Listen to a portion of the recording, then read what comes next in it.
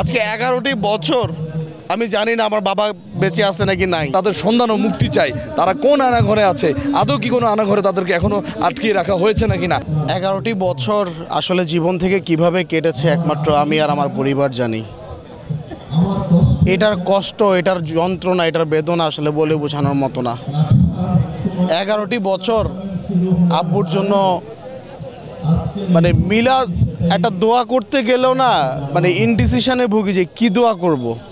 দুই রকম দোয়া করতে হয়, যে আল্লাহ যদি বাঁচায় রাখো, আল্লাহ সহি সালামত আমাদের কাছে ফিরায় দাও, আল্লাহ যদি মেরে ফেলে জালিম, তাহলে আল্লাহ তুমি তাকে জান্নাত নসিব করো। এরকম দোয়া আমার মনে হয় না বাংলাদেশে গুটি কয়েক লোক ছাড়া আর কেউ করতে হয়।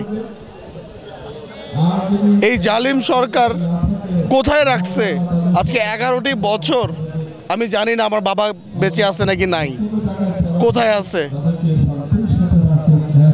আমার বাবা এবং দাদা কি এমন দোষ করেছিল যে তাদেরকে এভাবে গুম করে ফেলতে হবে।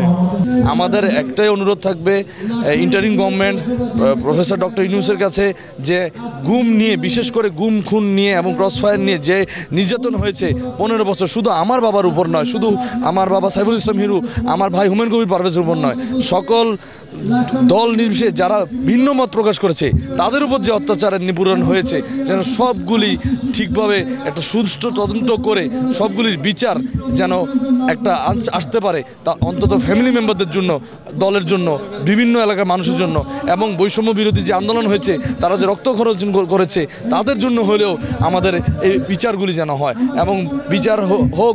আমাদের প্রথম দাবি থাকবে তাদের সন্ধান ও মুক্তি চাই। তারা কোন আনাঘরে আছে, আদৌ কি কোনো আনাঘরে তাদেরকে এখনো আটকিয়ে রাখা হয়েছে নাকি না, এটার 1 নম্বর আমাদের দাবি। 2 নম্বর, যদি তারা আয়নাঘরে না থাকে তাহলে তাদের কোথায় কি হইলো, কিভাবে তাদের শেষ পরিণতিটা কি হইলো, আমাদের দাবি থাকবে এটা আমরা জানতে চাই, সন্ধান চাই তাদের আমরা।